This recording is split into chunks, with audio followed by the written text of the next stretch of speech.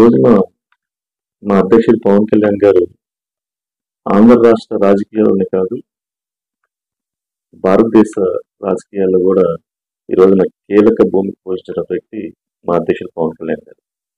దానికి నీతి నిజాయితీగా నిలబడి ప్రజల పక్షాన పోరాడి ఆంధ్ర రాష్ట్ర భవిష్యత్తు కోసం, ఇక్కడ యువత భవిష్యత్తు కోసం, మహిళలకి, అలాగే రైతులకి, అలాగే మిగతా అన్ని రకాల వృత్తుల వారికి అండగా ఈ రోజున మా అధ్యక్షుడు పవన్ కళ్యాణ్ గారు ఒక నిజాయితీ, ఒక నీతివంతమైన పరిపాలన అందించేందుకు ఈ రోజున పరిపాలనలో భాగస్వామ్యంగా ఈ రోజున ఆంధ్ర రాష్ట్రంలో అలాగే కేంద్రంలో ఈ రోజు ఉండటం జరిగింది. దీనికి రకరకాల సంఘ విద్రోహ శక్తులు ఉండుంటాయి.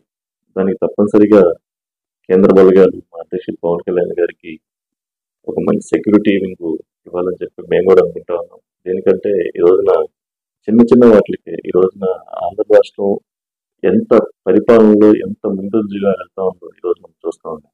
ప్రతి గంట ప్రతి నిమిషం మనం ఆంధ్ర రాష్ట్రానికి ఏం చేయాలని చెప్పి మా అధ్యక్షుడు పవన్ కళ్యాణ్ గారి, అలాగే చంద్రబాబు నాయుడు గారు కానీ, అలాగే మోడీ గారు ముఖ్యమంత్రి, ఆయన ప్రధానమంత్రి మోడీ గారు కానీ దాని మీదే ఇచ్చేస్తా ఉన్నారు. దీంట్లో ఇప్పుడు ఏదైతే ఈ 5 సంవత్సరాలు, గత 5 సంవత్సరాలు స్వతంత్ర పాలన హత్య రాజకీయాలు చేసినటువంటి జగన్మోహన్ రెడ్డి గారు ఈ రోజున ఏదో ఇక్కడ ఇది రాష్ట్రపతి పరిపాలన చేయాలి, అలాగే ఢిల్లీలో మేము ధర్నా చేయాలి. అసలు నువ్వు చేసిన పనికి ఇక్కడ ఎంత దారుణం. ఇక ఆంధ్ర రాష్ట్రం ఒక తరం భవిష్యత్తు నాశనం అయిపోయింది. వాళ్ళంతా కలిసి మూకమ్మడిగా వన్సైడ్గా తీర్పిచ్చారు వాళ్ళు మా అధ్యక్షుడు నిలబడిన దానికి. నేను మరి ఏదో అంటారు చూసారు, గురువు దగ్గర తెలియనట్టుగా ఆ టైప్లో ఈరోజు చేస్తాను.